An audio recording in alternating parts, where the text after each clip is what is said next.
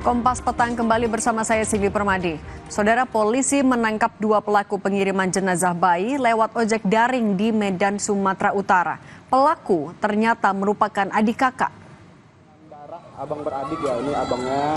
Kedua pelaku, NH dan R, yang ternyata adik dan kakak ditangkap tim Polrestabes Medan di sebuah indekos di Jalan Selebis, Belawan, Medan.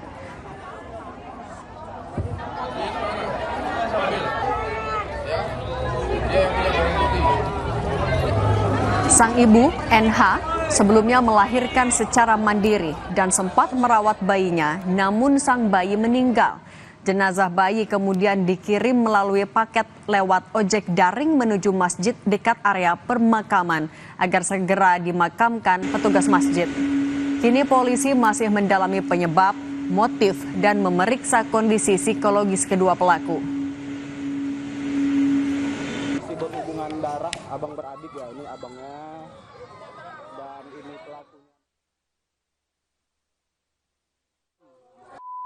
Baik.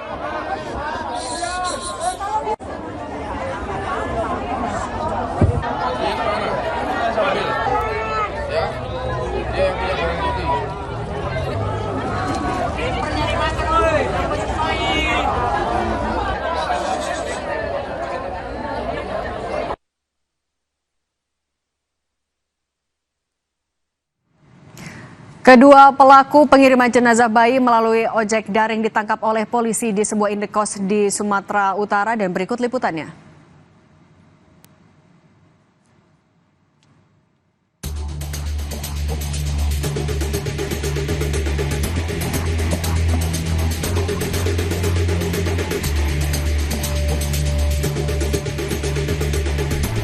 Tim Polrestabes Medan, Sumatera Utara berhasil menangkap kedua tersangka di rumah indekos Jalan Selebes, kawasan Belawan, Medan. Pelaku pembuang bayi lewat ojek daring ini merupakan kakak beradik. Kepada polisi, salah satu tersangka mengaku sengaja mengirim jenazah bayinya untuk diserahkan kepada penjaga masjid yang lokasinya berada di sebelah pemakaman umum. Pelaku berharap penjaga masjid segera memakamkan jenazah bayinya. Seorang perempuan 12 Maret 2004 untuk kelahirannya, dan yang bersangkutan mengakui bahwa anak atau bayi yang dititipkan lewat aplikasi online itu adalah anak yang bersangkutan, dan dia sendiri yang memesan aplikasi online, kemudian memandu dari Gojek tadi untuk mengarah ke masjid atau tempat yang sudah ditentukan oleh yang bersangkutan. Dan kami juga harus memastikan apakah bayi ini meninggal karena sesuatu yang wajar atau karena sesuatu yang tidak wajar. Maka kami menunggu dari otopsi yang akan dilakukan oleh dokter forensik dari Rumah Sakit Bayangkara. Sebelumnya, Kamis kemarin, Satreskrim Polrestabes Medan juga memeriksa Muhammad Yusuf, pengemudi ojek daring, dan sejumlah saksi yang menerima paket ojek daring yang berisi jenazah bayi. Saat ini, polisi masih mencari penyebab, motif, dan memeriksa kondisi psikologis kedua tersangka yang ternyata adik dan kakak. Ferry Irawan, Kompas TV Medan, Sumatera Utara. Untuk membahasnya, kita kupas bersama kriminolog Mbak Hanifah Hasna dan Kasat Reskrim Polrestabes Medan AKBP Bayu Putro Wijayanto. Selamat petang semuanya. Selamat petang, Mbak. Saya mau ke Pak Bayu dulu. Pak Bayu mau memastikan sekali lagi, 2 pelaku ini statusnya sudah jadi tersangka artinya ya?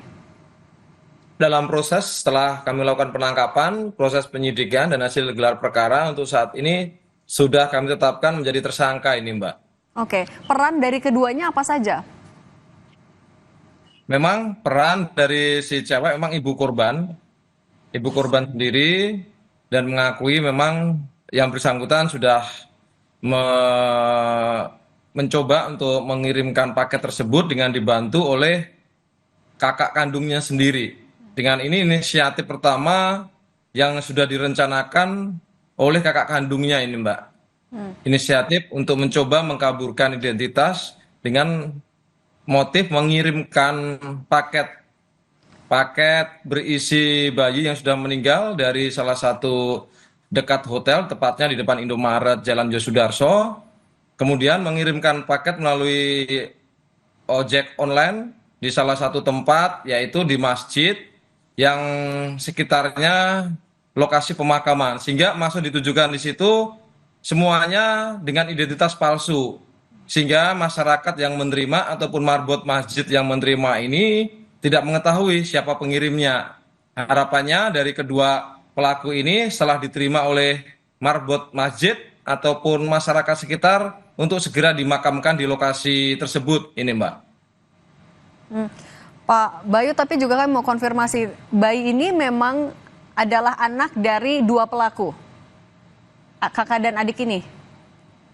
Baik, kami jelaskan, Mbak, dari hasil kami masih mencoba untuk mengkonstruksikan karena saat ini kami masih menunggu hasil otopsi. Dan kami coba untuk perbandingan, kami untuk coba koordinasi dengan forensik untuk lab DNA. Apakah benar orang tua laki-laki ini apakah benar dari kakak kandungnya? Demikian. Oke. Tapi kalau dari Mbak Hanifah sebenarnya, membaca dari kacamata kriminologi, apa yang bisa mendorong seorang adik kakak atau ya orang tua dari bayi ini melakukan hal seperti ini, mengirimkan jenazah bayinya lewat ojek online kepada masjid?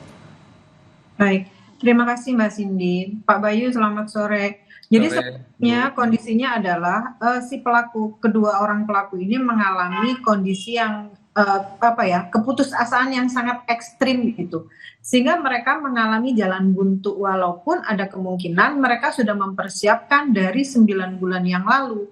Karena ini adalah kondisi-kondisi unik atau kondisi-kondisi yang masuk dalam potensi kejahatan yang sangat tinggi ketika dua orang manusia melakukan incest dalam satu rumah, terus menghasilkan kehamilan. Ini pasti akan ada sesuatu kondisi yang membuat mereka akan menyembunyikan hasil dari hubungan gelapnya.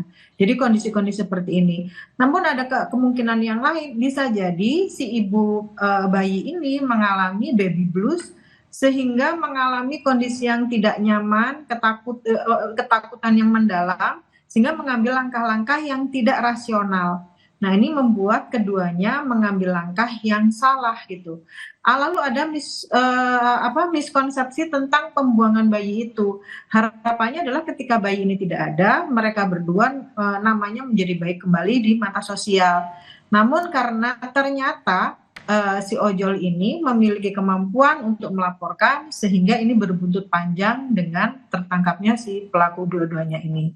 Kalau dilihat dari viktimologi, bisa jadi salah satu pelakunya itu awalnya adalah korban.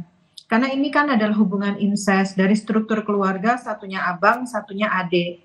Apakah mungkin ketika pertama melakukan itu si abangnya dengan kondisi dia itu strata sosial di keluarga, struktur sosial di keluarga itu lebih tinggi, dia punya dominasi patriarki sehingga melakukan pemaksaan, eksploitasi, sehingga terjadilah seperti ini. Jadi pelaku bisa jadi awalnya adalah korban.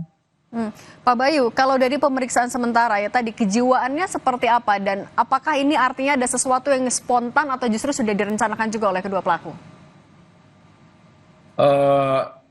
Saat ini trauma, Mbak, dalam hasil, karena setelah kami amankan memang dari segi psikologi agak terguncang karena trauma, tetapi kami tetap melakukan proses pemeriksaan dan kami juga melihat situasi akan kita lanjutkan. Pada saat pemeriksaan kemarin memang belum sempurna, akan tidak lanjuti agar diperoleh fakta-fakta yang valid dari hasil pemeriksaan.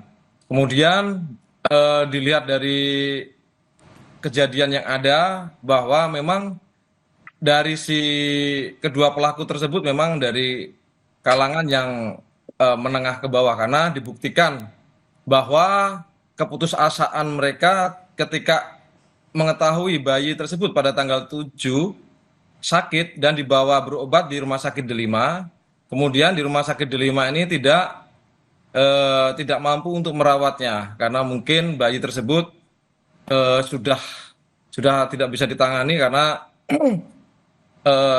keterbatasan dari Rumah Sakit Delima, sehingga diarahkan untuk dirujuk ke Rumah Sakit Pringadi di Medan. Atas dasar tersebut, keputusan dari ibu bayi tersebut untuk tidak melakukan pengecekan kembali ke Rumah Sakit atau rujukan sesuai Rumah Sakit 5 ke Pringadi tidak dilakukan, tetapi dibawa kembali ke barak, di rumah barak di sekitar Oke. Belawan. Kemudian tidak begitu lama bayi tersebut mungkin karena kondisinya sudah tidak bisa diselamatkan meninggal dunia. Oke, Pak, tapi Jadi mungkin karena lihat apakah ini, ada unsur karena perencanaan, ketiadaan- Pak, sebenarnya dari kedua pelaku Perencanaan untuk apa ini, Mbak? Mohon maaf. untuk mengirimkan jenazah bayinya? Apa ini Ada, sudah karena pada saat itu ketika mengetahui bayi sudah meninggal, yang ibu ini sudah mengalami kebingungan sehingga menghubungi abang kandungnya yang kebetulan berada di luar, sehingga mempunyai keputusan untuk melakukan serangkaian peristiwa tersebut. Oke, Mbak Hanifah, kalau dari Anda membacanya sebenarnya, apa kondisi psikologis juga yang bisa mendasari? Apakah ini dilakukan dalam kondisi sadar atau ada faktor kejiwaan yang sebenarnya juga harus diperhatikan polisi dalam menyelidiki? Oke, baik. Kalau kita melihat dari kondisi kejiwaan, pasti harus ada pemeriksaan medis yang untuk menentukan ini benar atau tidak kondisi kejiwaannya seperti apa. Tapi terguncangnya si ibu ini menjadi salah satu sebab dia melakukan hal-hal yang tidak rasional. Nah, ini kembali lagi seperti yang Pak Bayu sampaikan, ini dari keluarga yang mungkin dari kalangan bawah yang mereka tidak punya akses untuk mengadu, atau mereka juga sudah takut dengan label masyarakat. Karena yang kita tahu selama ini masyarakat kita itu lebih suka menghukum daripada memberikan solusi gitu ya. Padahal ketika ini sudah terjadi, mungkin bisa dilakukan, dia bisa menghubungi lembaga-lembaga sosial atau yatim piatu atau suatu tempat yang bisa mensupport anak ini gitu ya, walaupun dia tetap melakukan kejadian yang tidak benar. Kondisi-kondisi moral seperti ini sebetulnya yang terjadi di masyarakat kita saat ini, baik kondisi moral si pelaku sendiri maupun kondisi moral keluarga, di mana ini adalah keluarga yang broken, di mana tidak ada pengawasan gitu. Kan kalau keluarga ini baik-baik saja gitu ya, keluarga yang utuh pasti ketahuan bagaimana gelagatnya, bagaimana reaksi emosinya gitu ya, bagaimana perubahan fisiknya, tapi ternyata ini tidak ada sama sekali. Begitu. Lalu ada ketimpangan menjadi Oke, Mbak Hanifah Hasna, kriminolog, dan Pak AKBP Bayu Putra Wijayanto, Kasat Reskrim Polrestabes Medan, terima kasih sudah berbagi di Kompas Petang. Sehat selalu semuanya. Amin. Terima kasih Mbak Cindy. Usai jeda, saudara, Polda Banten berhasil menangkap puluhan pelaku